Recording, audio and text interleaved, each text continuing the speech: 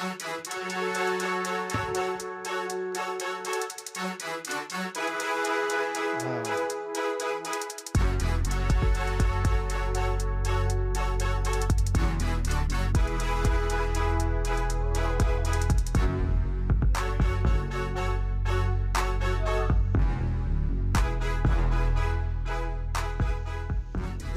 hello, friends. Welcome to the breakdown with your not so humble talking hairdo, Ben, and the resident Aggie Viking, Blake, my co-host. Hello. How's it going, buddy? Going good. A little sleepy. A little sleepy today? That's okay. Normal. We're coming to you live from the Neon Parrot Live studios at the Majestic Coffee Shop in historic Abilene, Texas, Lean Town, 325 town.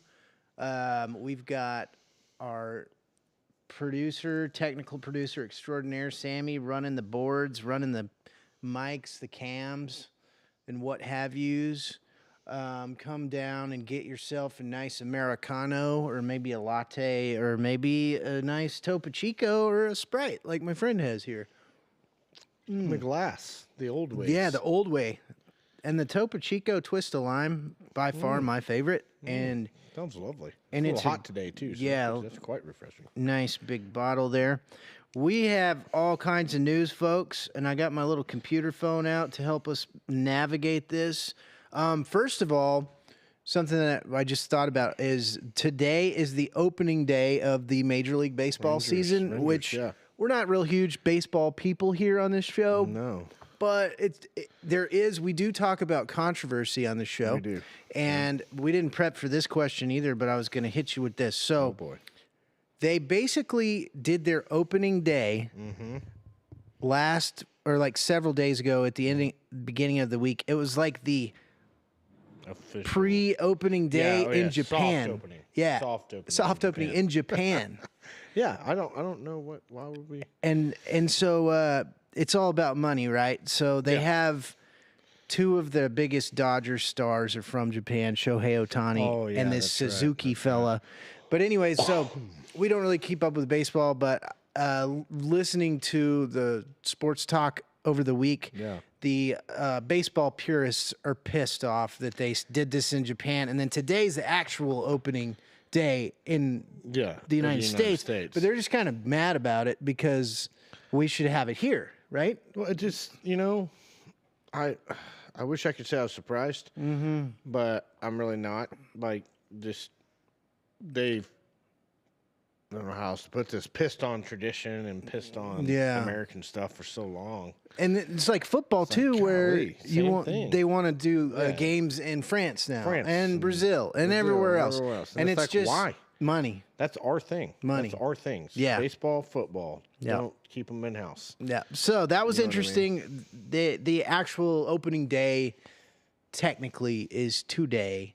And all the what they call the what do they call them? The baseball super fans. They call them like seam heads or something like this. Anyways, but they were mad because it was, if you're on the West Coast or somewhere like that, like it was like in the middle of the night. Yeah, it's like one of these games were going on. Like that. And so so guys were mad, but these guys are, in their 60s because who watches baseball anyway? I'm about to say, I actually have a friend I was supposed to meet for lunch later today.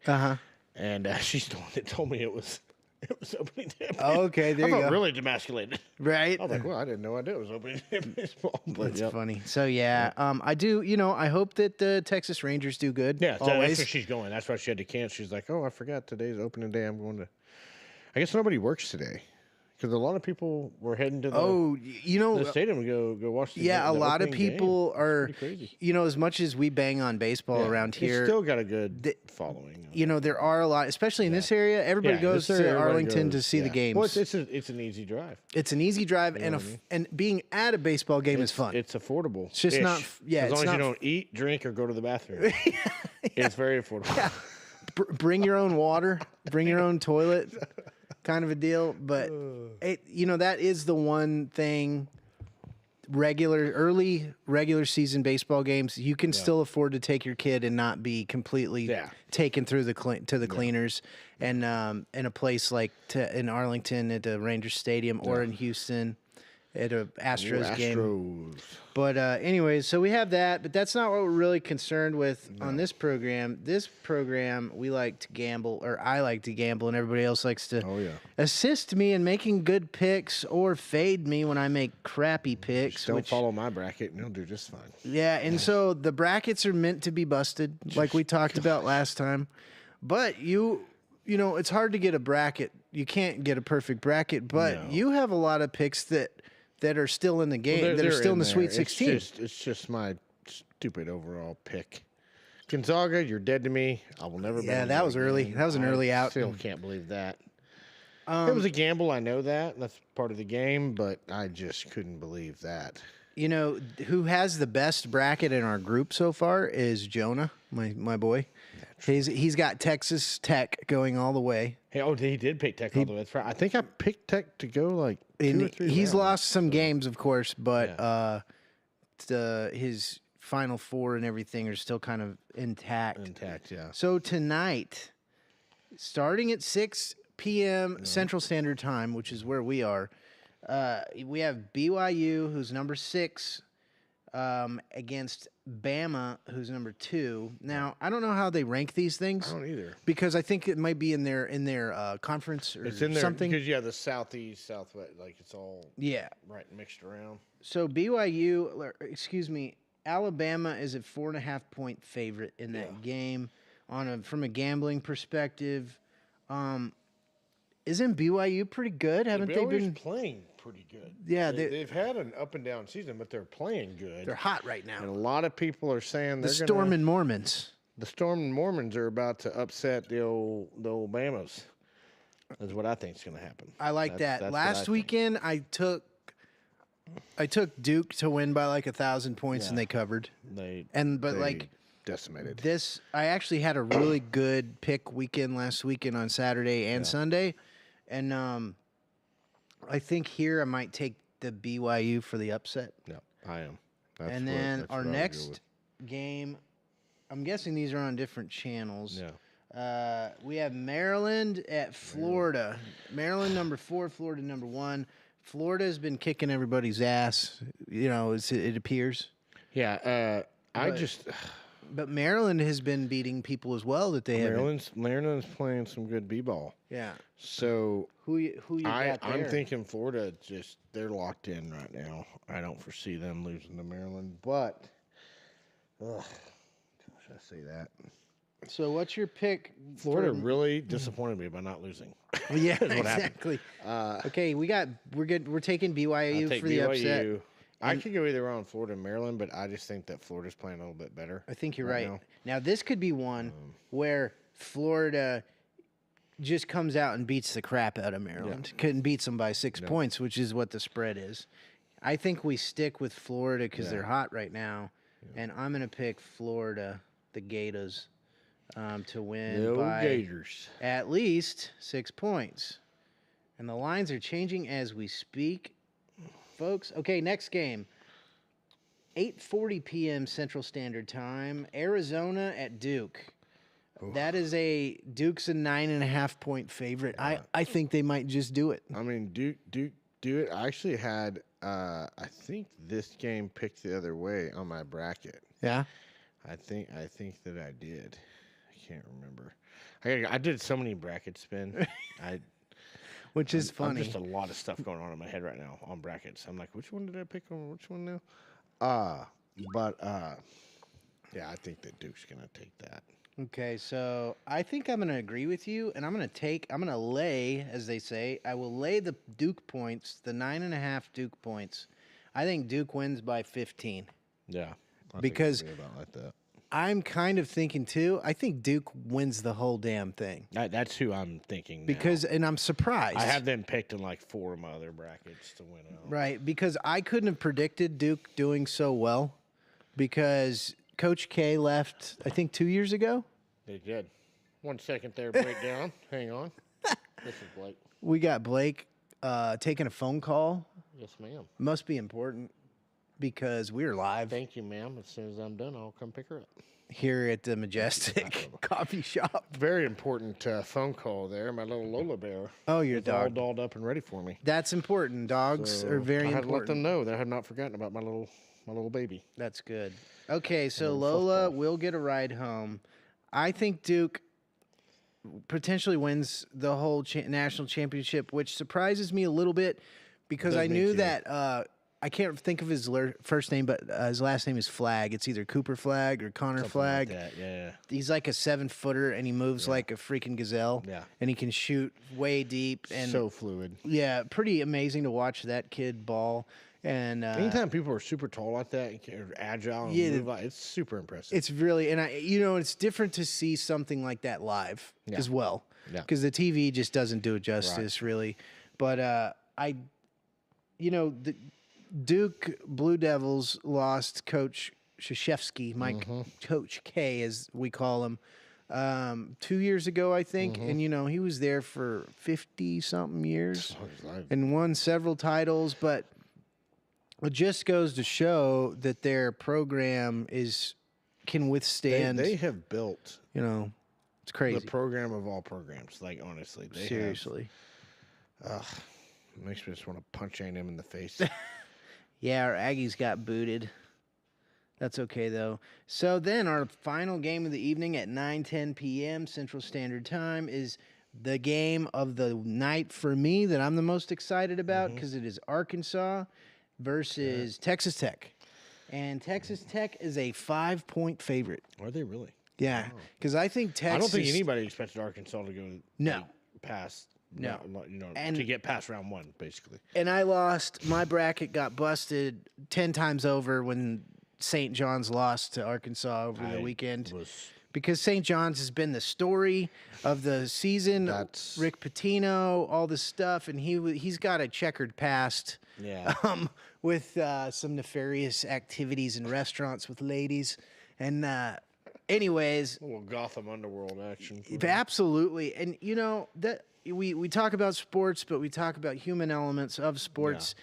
And one of the things, too, is, we like to bang on people that maybe have a checkered past. Yeah. And he made some mistakes, but I like his story because he's come back. Hey, he came back from it. And, everybody has... Doing well now. Everybody has skeletons in their closet. Everybody has made mistakes, and I like his story that he came back. But he is a bit of an ass. So after the loss, a reporter says, "Coach, why did you bench?" He benched his best player in the last 5 minutes, and he's like, "Listen, you know the answer to that question, so I'm not going to answer it for you." And he's like, "Hey, I'm just asking, man." And the bet lines have spoken. Yeah, that's what the answer to that. No, yeah. And so the other thing is he's like, I'm not going to bang on one of my players. I'm not going to, talk bad about him. But he shot 3 for 15, and he, so he basically. I'm not going to mention names. I'm not going to mention names. This one individual was the worst player ever in the history of basketball. Yeah. So he kind of undressed his star player there for a second. But that's okay. Anyways, Rick Pitino, St. John's, it's cool that they're relevant again for all you New Yorkers and New Jersey folk out there. But tonight, Arkansas +5. No. Texas -5, or Texas Tech. Yeah. I'm going to take Texas Tech to win, but I think it's close. What do you think? I think it is close. I've got Arkansas on that. Arkansas just seems to be that gritty. They're kind of magic. That gritty little team that just... And they're underdogs. Is figuring it out. They're underdogs, and they're playing like it. It'd be nice to see that. You know what I mean? So Blake... that's just me, though. Okay, well, Blake's picking Arkansas Tech, you know what I mean? to win. I'm taking Tech to advance, but not cover. I think it's going to be a dog fight. I think it's going to be close. Speaking of dog fights, actually, which... Here at the Breakdown, we do not condone. That is horrific behavior of humans to fight dogs. I'm telling you right now, I'll kill somebody over this. I'm just kidding. Just kidding. So there is a former New York Giants football running back who has just been arrested for this crazy dog fighting ring. We're talking about 500 plus dogs. 500 plus. freaking animals. Yeah, and this is in Oklahoma somewhere. This is going back to the days of the Romans. Yeah, with the slaves. Yeah, you know, where they just fought slaves. Yeah, like the gladiators. Gladiators. This is going back to those kinds of numbers. But it's crazy that I'm glad that the guy was busted. But like, this was a dogfighting ring that made Michael Vick's thing look like nothing. Yeah. Child's play.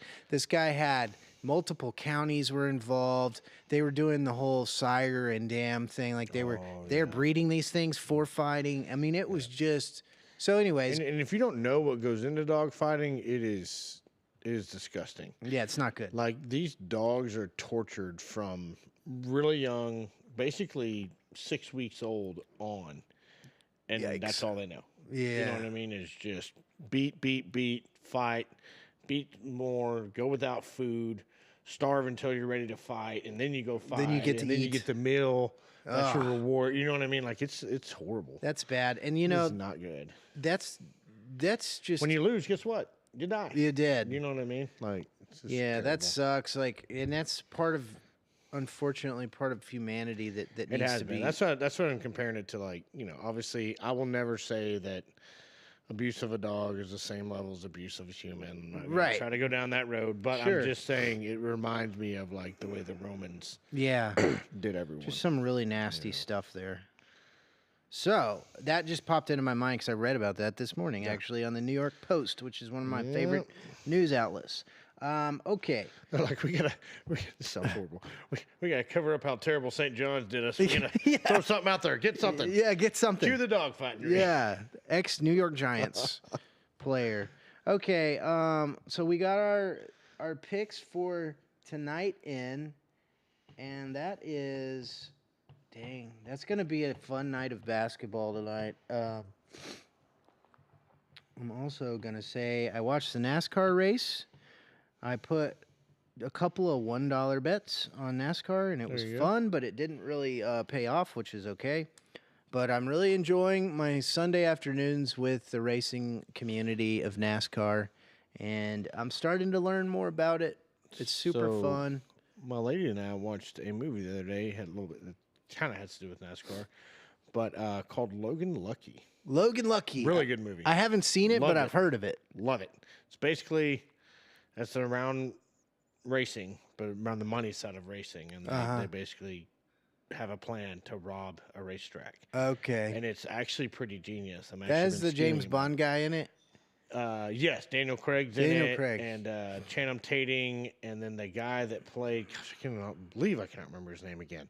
The guy that played Kylo Ren in the new Star Wars. Okay. They're excellent. I'm telling you right now, they play like country bumpkin, just goobers and a half. And the guy that played Kylo Ren is such a good actor. Ex-Marine, like just solid dude. Anyways, one of his just amazing roles. So Logan Lucky, out of character for him, but definitely a must watch. I cannot recommend enough. Hilarious, really good, solid movie. Nice. Okay, so now we're gonna talk some. We're gonna get into our UFL teams, which is coming up this weekend. We got football is back, spring football league. That's right. On my team, the San Antonio Brahmas, we have a player that was a former Texas Aggie, and I lost his name, but I'll think of it in a minute. I'll get it in a minute. But Kellen Mond is his name, quarterback. That's right. And I believe I think he's our first or second string quarterback. But we're going to get into our Big Frank was not with us last week, but he is going to join us today.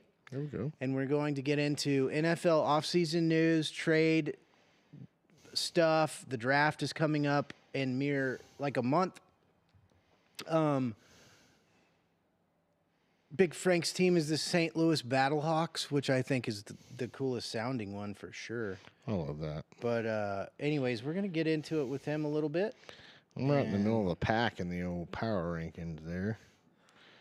Actually, the Stallions and the Battlehawks are 1 and 2 right now. Those are the heavy favorites to go in the OUFL. I need to pull up the schedule too.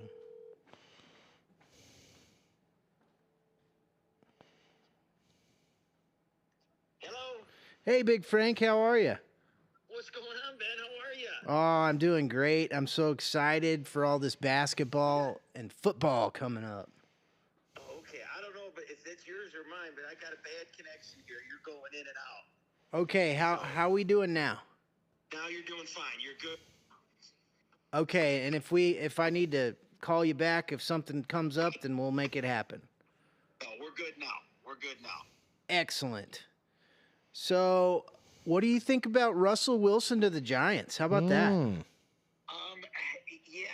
it's kind of. I think it's the.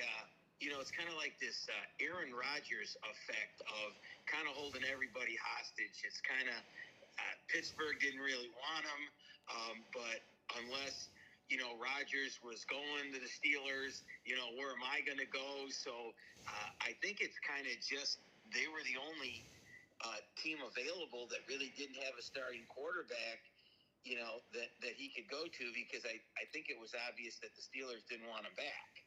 So, and that was the last opening available, for him. So he kind of took it, So, they're not, the Giants aren't very good.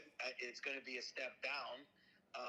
So, we'll see, but, yeah, I still think it's the whole Aaron Rodgers effect. I mean, this guy kind of, now he's kind of playing with it. I think I don't know if it's pretty obvious, but I think he wants to go to the Steelers. I don't know why he's waiting so long. It's the best option for him, being at the tail end of the career.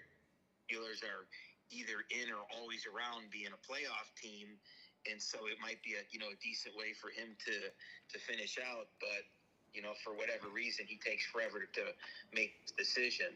So, I think that's just how it fell through. What do you think about it? Well, I think, there's this element of, I think it's just kind of sad, the Russell Wilson saga and the Aaron Rodgers saga, because what I'm learning from them, and I'll even throw in Kirk Cousins, and maybe that's all I can think of right now. But what it makes me think of is there's only one Tom Brady. Yeah. There's only one. And it just seems like all these guys think they can all do this into their 40s, and it just doesn't look like they can do it. Well, also especially at that position, and then especially with all the the younger kids coming out, I think the quarterback position has kind of evolved where it used to be, if you had a good defense, you could win, Super Bowls with just adequate quarterbacks. You know what I mean? That just, gives you a few points and then let your defense hold them. But with the way the game has gone, being more offensive minded, receivers and quarterbacks are your really, sought after players. So these guys that are, really, really good quarterbacks, they think that they can, play forever. And, like you say, Tom Brady was the exception to the rule. But, as we all know, as we all get older, we just diminish with our skills a little bit here. And, they're trying to hang on, and you can't blame them. It's all about, I think it all goes back to, it's all about money. Yes. I mean, the Giants are willing to pay him. I think the contract was like $20 million, but, you got to read into it. It's only 10 guaranteed for a year. He could make up to 20 with incentives, it's a miracle if they make the playoffs or something like that. So, I mean, it's the money thing. I think the finest example of that is just, it was hilarious this year. We haven't talked in a couple weeks, because of schedules and stuff like that. But the Myles Garrett thing, I thought was just unbelievable. Like, you know what? And he's probably one of the top defensive players out there now, if not the one. And you know what? It's kind of a mess over here. I want to go to a winner. I mean, and then all of a sudden, 3 days later, it's like, well, for 42.1 mil, I think we can do it now. Yeah, that was pretty funny right there. He was like, "Oh, I want out of here. And then they're like, let's just give him the bag. And it's like they're not going to win. So what is the 42 million going to? If anything, it's just going to put them behind, because that's money that they could have put towards getting somebody else there to help them. But all of a sudden, a week ago they weren't able to win, but now we are able to win. So I'm going to sign. So that right there just gives you an indication of, these guys played a game, and I think they do want to win, but it's not their most important thing. No, because those guys are spending money. They all want us to think that they're all good with their money, but these guys are spending money and too. That's what I was getting to with Tom Brady. Everybody talks about Tom Brady winning $1 million. Look at how Tom Brady spent his money. Yeah. Tom Brady lived, breathed, everything was about football. Yeah. He woke up in the morning, had stretchers, had yoga instructors, had chiropractors, acupunctures, all these people, they lived with him. Yeah. In his house. That's how he lived. Yeah. No other quarterback's doing that. Yeah. They're all getting sloppy in my mind. That's a good point. The more that we protect these quarterbacks, the less I'm impressed with these quarterbacks. Yeah. Because, you know what I mean? They don't have to be the way that they used to be. Because they're so protected now. You read about all that, his fitness and his diet and everything like that. Try to prolong it. Again, it's like 1 in a million with him. So you can get 4 or 5 good years out of a quarterback, maybe a little longer. Their skills are going to diminish. The league it's changed. There's so much speed and quickness on defense now and everything like that. It's the smart ones, and this is where I think, you say what you want about Aaron Rodgers. He's kind of a off the wall type guy, but man, he's just smart. I mean, he's not the most athletically gifted quarterback, but he's smart. He knows what he knows what to do with the ball, and he's won a championship. He's probably could have won more if they had more around him, per se. But those I think are the real hard ones to find.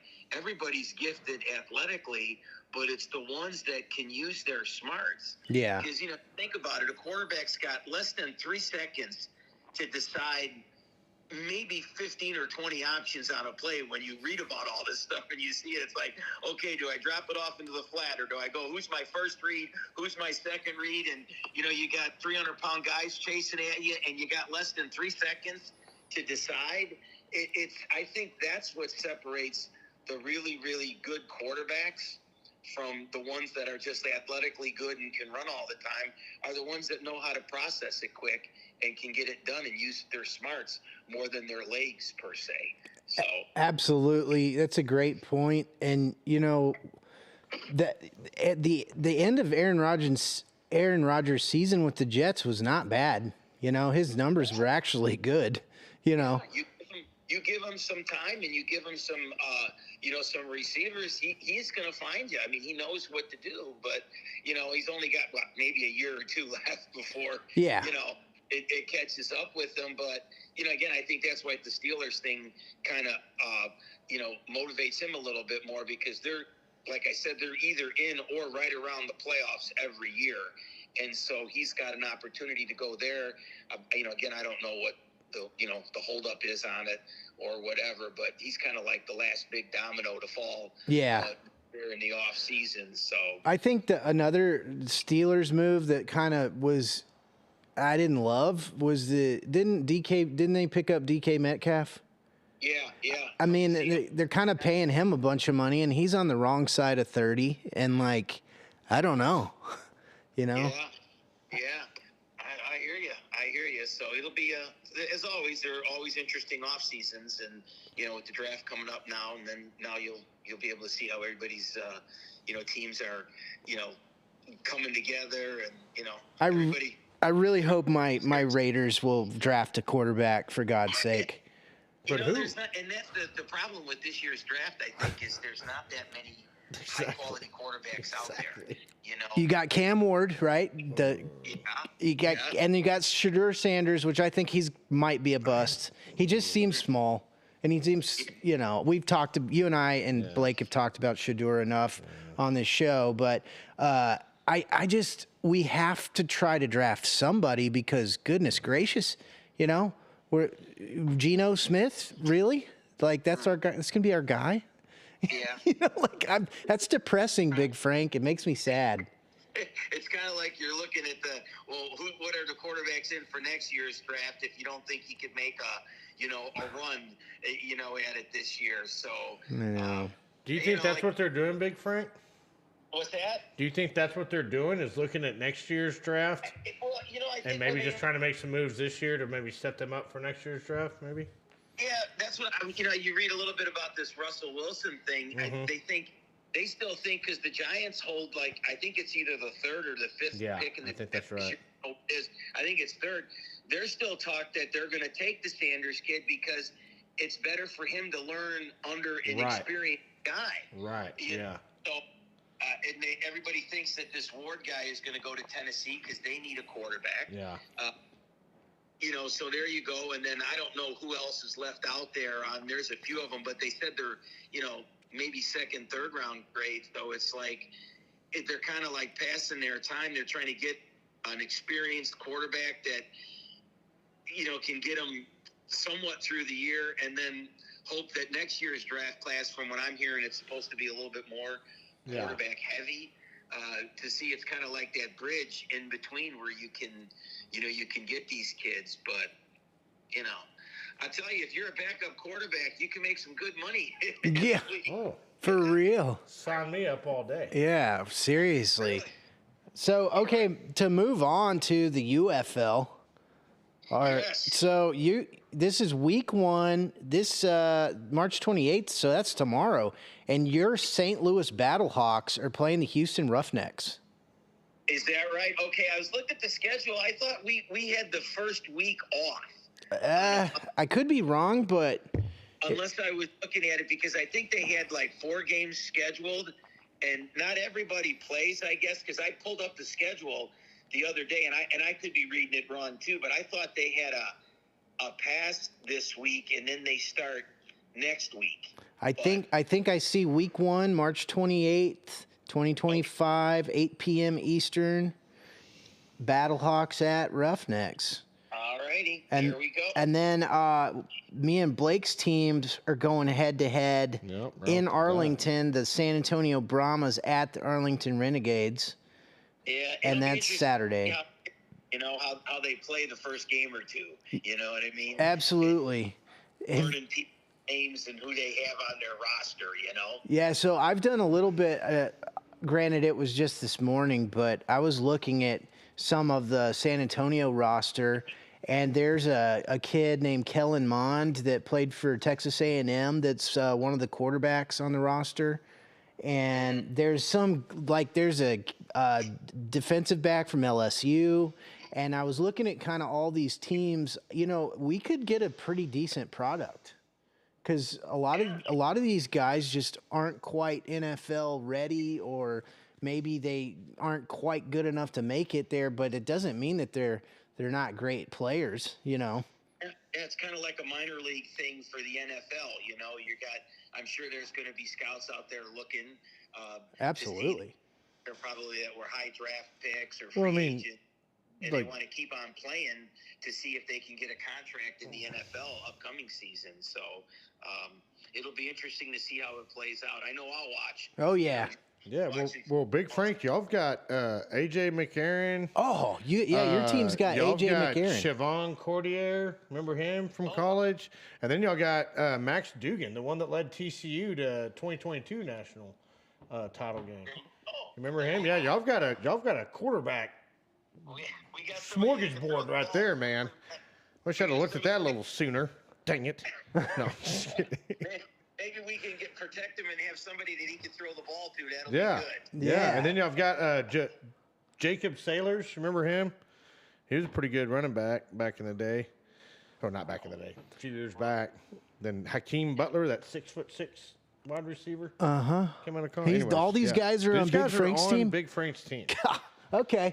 I see how it is. Battlehawks are ready for battle. Yeah, and Big Frank, we're going to just take your word for it that you didn't already know all this stuff. But he's actually surprised. He's toying with our emotions is what he's doing. I've looked at the schedules, but I was waiting, and I didn't know if they had posted the rosters. And then, what I like to do is I'll watch all the games, and I'll make some notes on it to see who's good, and stuff like that. So perfect. interesting because they don't have, they used to have the USFL and this one. Yeah. Now it's just the one league. So, I think you're going to get a little bit better competition too. Yeah, absolutely. I think we're going to get a better product here. Pretty good. Well, cool, man. Big Frank, it's great to talk to you, and man, I can't wait to see what happens this weekend. And we'll talk to you next week and see what happens. Yeah, a quick question. This is basketball time. Oh, do you guys do a bracket? Have you filled your brackets out? How are you guys doing on your brackets? Well, mine got busted on like day one. Yeah. Whenever McNeese State, knocked off whoever that was. It was awesome. Yeah. Me. Oh, yeah. It was Gonzaga that just. Yeah, Gonzaga killed Blake. And what is your alma mater? Are you Texas A&M or Texas Tech? So Blake's a Texas A&M guy. I'm a Texas Tech guy. Okay, well, see, now I still got Texas Tech. Actually, my bracket's not busted. The one that I'm in, I still have like a 28% chance of winning. But I have all of my final four teams are still in it. Yeah. And I actually have, although I don't have Texas Tech, sorry, guys, I don't have them going past today. I got Florida beating them. Okay, wait, so they play Arkansas. Texas Tech plays Arkansas tonight. And yes, and then Florida plays Maryland. And yes, I got Texas Tech winning that one, and I've got them playing Florida in the Final Four. Oh, okay, or in the Elite Eight. Yeah, okay. Yeah, so I have Florida and Duke in my final. I've got Duke winning it. I think you got that one right. Duke has just been amazing. I've got Duke picked in like 4 or 5 of my brackets. Yeah, I kind of figured that they would do good, and I didn't think there was going to be that many of the upsets this year. Again, it's really different with all this NIL money, and you get these guys that maybe been playing on not as known teams.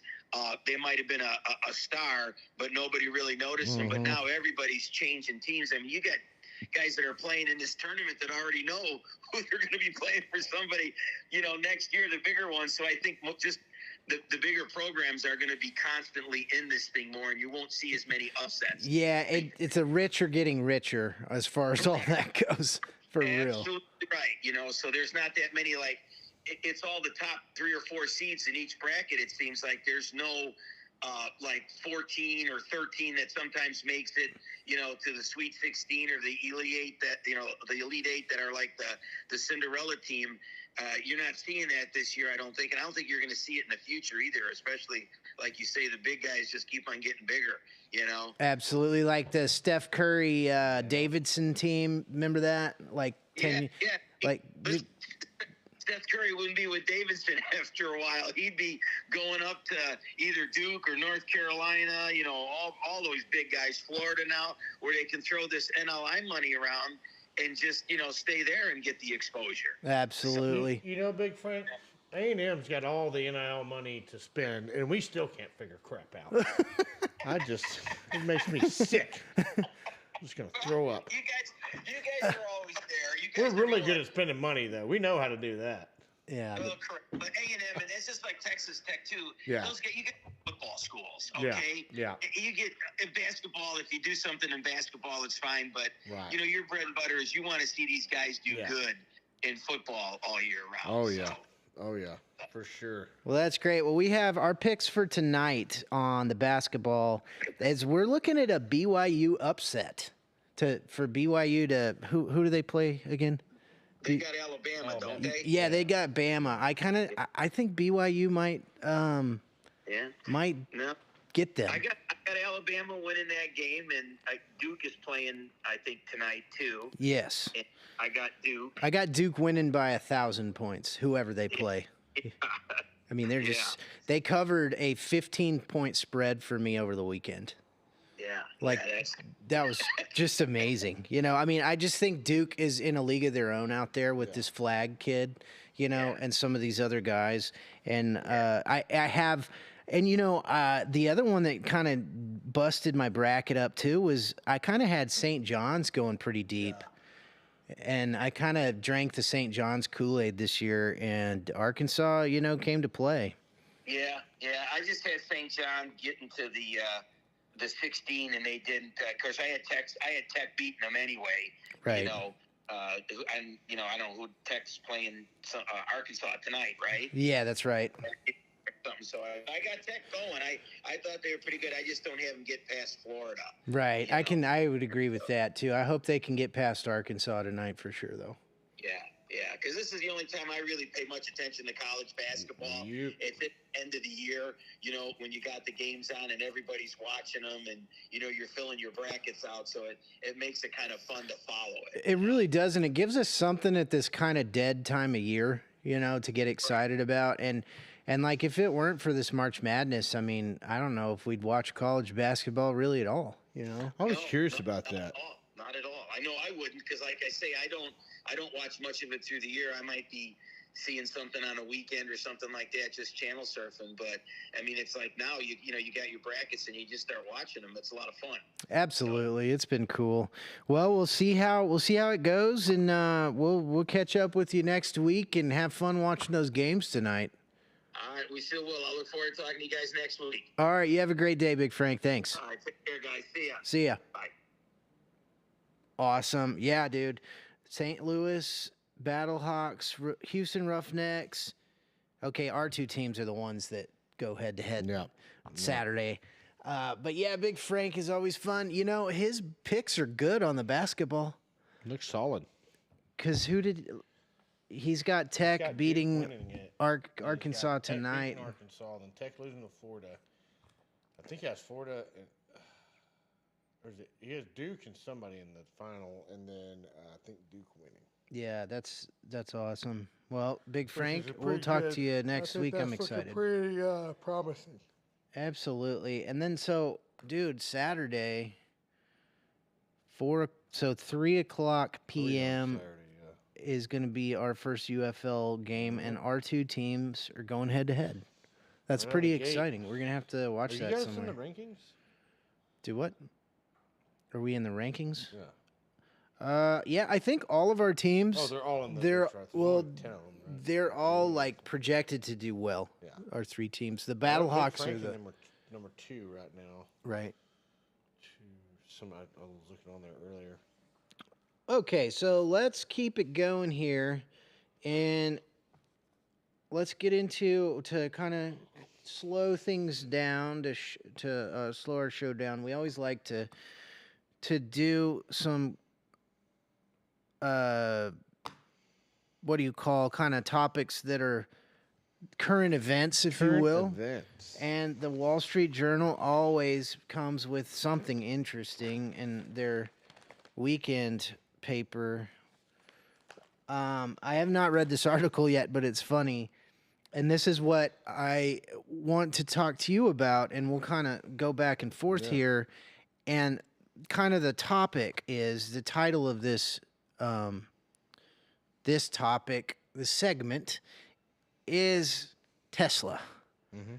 And the irony, in my opinion, of the company, Elon Musk, the owner of the company, and how certain people were just in love with Elon Musk and Tesla and electric vehicles. Oh, yeah. And now not more than mere months ago. I think we can blame Iron Man for some of that.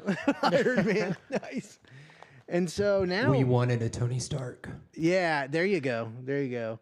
So Tesla is under fire. Literally, because they burn for hours. Yeah, and it says, but I bought one anyways. So there you go. So, anyways, it's an interesting article, and I'm going to read it later, but when I sat down, and it says, when it comes to buying a car for himself, Wall Street Journal's auto critic Dan Neal has always run the numbers and sought the best value. Now, as a Elon backlash rages, he wants to explain. Okay.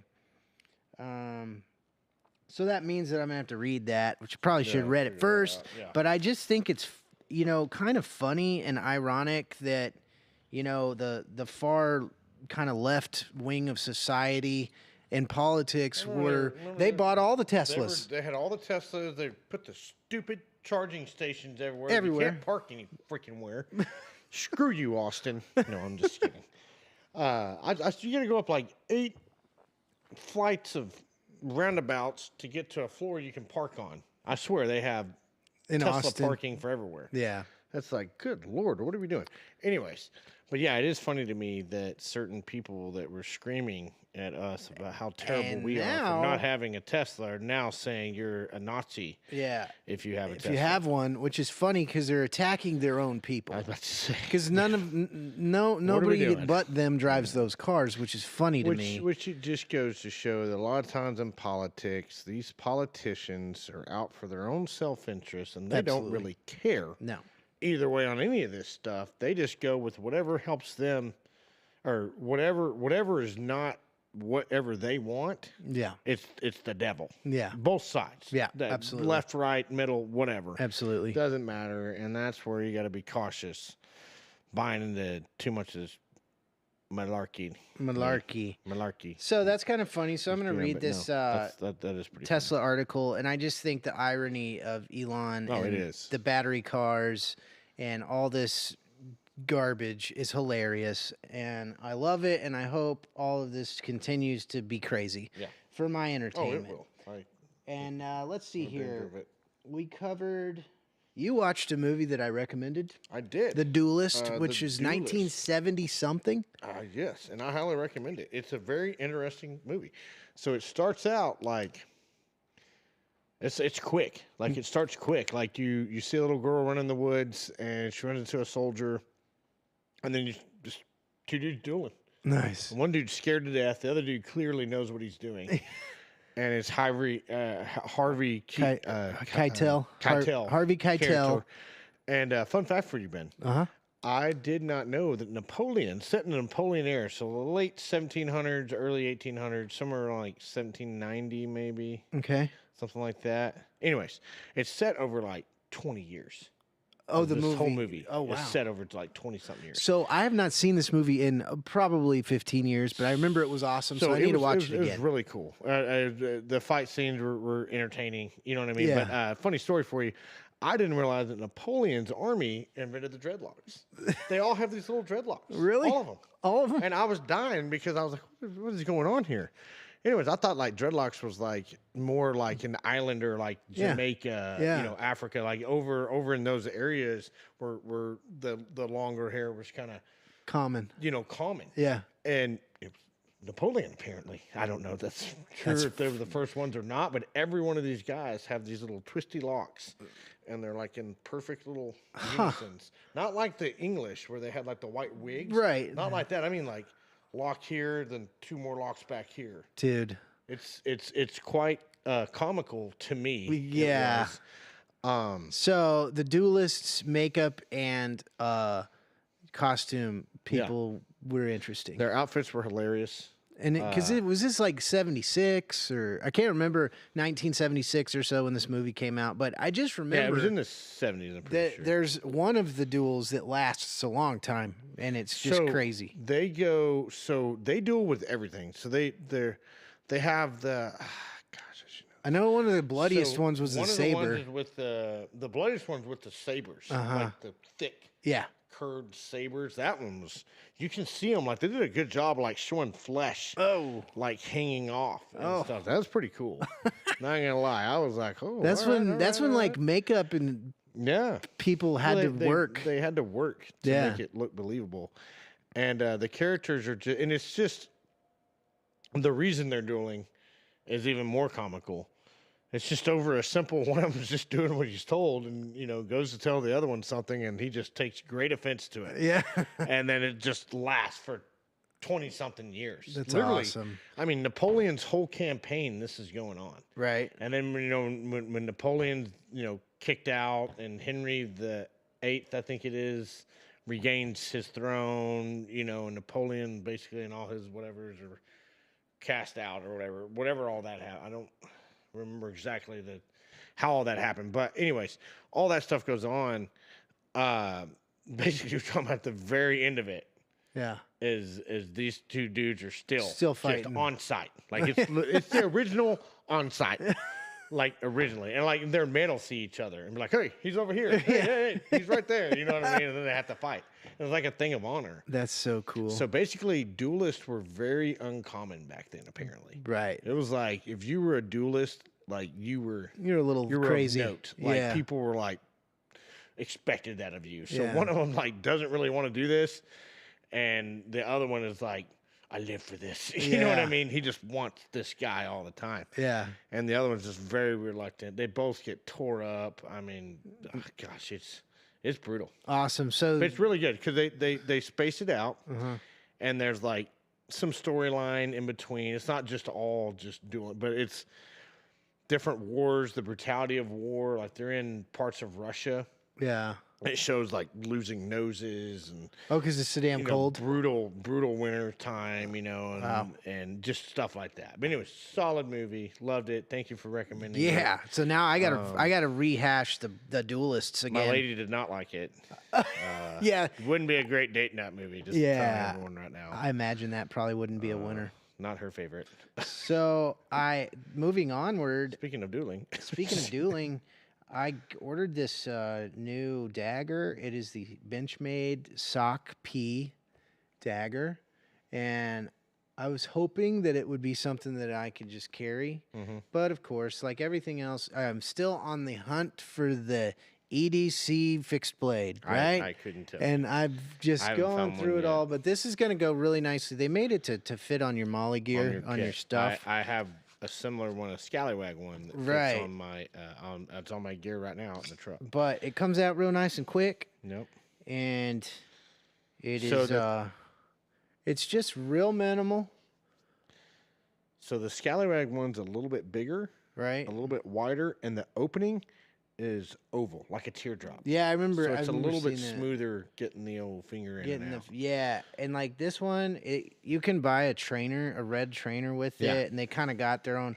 And I know it's business, but they got their own system. No. And it was funny. So John McPhee, the sheriff of Baghdad, which if you haven't heard any John McPhee interviews on Joe Rogan or Sean Ryan, do it yesterday because this dude is so entertaining. It's hilarious. And his stories are all pretty much backed up by other people that saw it or were there. But this guy, John McPhee, he is kind of one of the spokespeople for this blade. And he's like, guys like to carry it on their molly gear, on their chest gear. So, if you got a guy on top of you or something and things have gotten out of control, you can. And he's like, I didn't need that shit. I took care of my business. I did my job. I whooped that ass. I just thought that was so funny. He's like, I don't really need this. He's like the perfect, like we think of him as cocky, but it's just a person that knows their capabilities. Yeah. Knows exactly what they can do. And they're just like, bro, bring it. Yeah. Like, I ain't even. It's like, it reminds me of like the old samurai movies where they'll walk out. Yeah. There's like 10 dudes waiting to duel them. And then one guy's like, he's just. Sword and they're just like. Yeah. Just walk out into it like nothing. That you and I would be like, okay. Yeah. You know what I mean? Like trying to amp yourself up. They don't have to be amped up because they know absolutely like their capabilities. Yeah, McPhee is definitely like a modern day samurai, and I guess I've been just watching more and more of his interviews. And what was very interesting to me, and then we'll move on to this next tool of war that we have here, and then we'll close out the show. But what was interesting to me about McPhee's interviews is he's like, the whole lone survivor thing. Yep. He's like, that doesn't make sense. He says the lone survivor story doesn't make sense to me. Yeah. He's like, you're telling me a team of Navy SEALs get whacked by a bunch of, guys like that. And he's like, I took out hundreds of people at the Battle of Tora Bora. No. And he's like, just bring them. He's like, you want to bring 20 guys with guns? Yeah. Well, bring more because I'm taking all comers. So in the defense of Lone Survivor versus his situation, the Battle of Bora Bora, he had plenty of restock ammo. Right. Those guys in Lone Survivor ran out of ammo.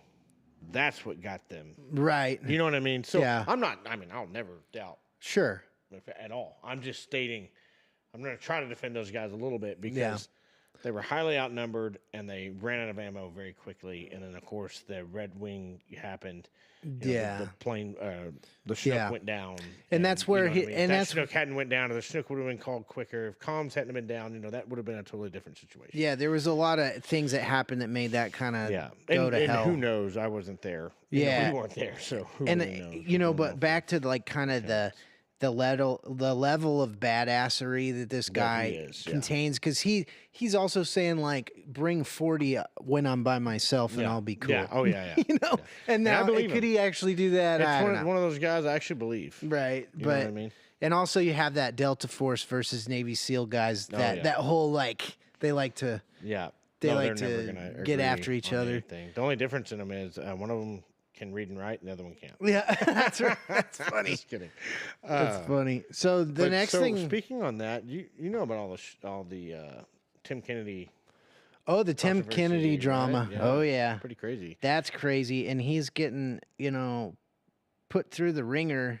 Well, I think he's probably just run and hid at this point. Well, he's still making a little bit of content here and there, but not like he was. It's just that's a tough one because for our audience members that aren't, this kind of geeks like we are with this kind of content. But Tim Kennedy basically, he lied about a lot of his medals of valor and things that we call stolen valor these days because he lied about it. It was fluffed. It was fluffed, but he said that he had these medals that he didn't have. Yeah, I guess it is blatantly lying. I was trying to help him. I can't help you, Tim. I'm sorry. Don't whip my ass, but I can't help you. because there's just like, because at first I was like, okay, there's more to this. I'm sure that's what I was he meant to say. Like, surely, but then they were basically like, look, and they replay the clips. I have this medal, this medal, this medal, and then you don't. That's cut and dry. But we do have not good. A Condor. I've had this for a while. It's a Condor Viking style bearded axe, and it's a really. You have to have a beard to wield it. By the way, fun fact. Right. But oops! I just hit my Chicago Bear. I hit Walter Payton. This is not a bobblehead. No, they're little. And I was trying to play with it earlier. I like this. But anyways, that's a pretty cool little axe. I wonder what would be the. This is kind of in between the normal, right? Yeah, it's like the handle wants to be a tomahawk, but the other ones are like there that they would berserkers like that would have those just waylaying people. That's pretty cool though. I like that. I've never gotten about people with axes. What? You know how like sometimes they'll be in a fight and they'll turn it around like this and just like hit the person? Uh-huh. What? Why not just just get the use old blade that around there and just take care of it? Like it's over. Yeah. Have you noticed that though? Like maybe it's just a movie thing. I don't know if anybody really ever You do see that in the movies. But you see that a lot in the movies. And I always think like I'm just gonna swing the old sharp end at him. You know what I mean? Heck yeah. Try to take him down with that because that ends the fight. It's over. Heck yeah. But Condor Knife and Tool makes affordable, really great high carbon steel blades, axes, bushcraft knives, machetes, which I'm going to order one. But first, I have to order the fencing, the HEMA, the Historical European Martial Arts fencing sword, which Blake has in his possession, but he was not able to bring today, but he will bring next week. We'll have it here next week. And we are going to begin to train an historical European longsword. Become a duelist. That's right. That's what we're doing. And we've got the tools. We've got the headgear, which is very expensive, which we happen to already have and don't have to make that purchase, which is nice. But anyways, we're going to hopefully soon have some footage of that. Yep. And we're going to just duel and have fun and stay young. That's how you stay young, I have a folks. feeling the footage will look a lot like Dwight versus Michael on The Office when they had the MMA fight. I believe that will be very similar. That's right. That's what it's going to look like. Our level of combat. It's still going to be fun. But anyways, so, man, we covered it all. Quick update, Ben. How did you have the first class with the... Oh, yeah. So last week we talked about our new client at the dojo at a Fair Advantage, and we did have our first class last night. I was not able to be there for the whole thing because I had some prior engagements, but Kat had a great class with her, and another to close things out too. She did great. I think that it's gonna progress really well.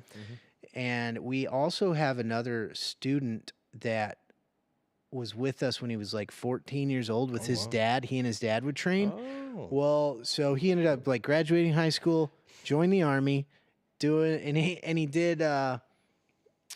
he was stationed in South Korea for like a while. He was a military police guy. Yeah. Gets out of the Army, goes to the State Trooper Academy, becomes a state trooper, and now he wants to come back and train. This guy?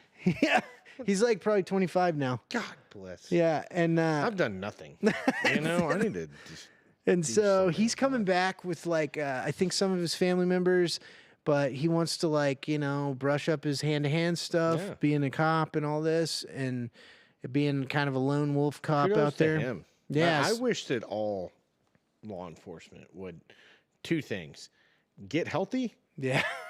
And go train combatives. Yeah, I mean, those are things that I don't see. And go learn how to use your weapon. Yeah, when I found out the amount of times they actually shoot their weapon, especially like local PDs and stuff like that. Not talking about Abilene, I don't know, whatever you guys. But yeah, probably the same. Like it's probably once the same a year for qualification. That's about it. Yeah, and like I will tell you this. I've bought some police trade-in firearms over the years. Those are the cleanest, pristine weapons that have never been fired or very little. And then but they like to give us shit because we like to shoot or whatever. Yeah. But whatever.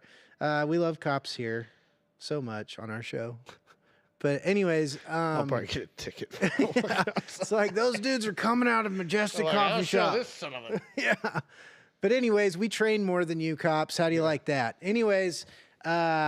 We will go ahead and close out on that. Well, let me just break it down. We got basketball tonight. Yep, basketball. We got UFL this weekend. And basketball this weekend. We touched on the irony of Tesla, Elon Musk, and their sycophants from start to finish. We have, in the hilarity of that for us here at the show, we talked about let's go see Logan Lucky. Sounds like a fun movie. It's really fun on Netflix too. So.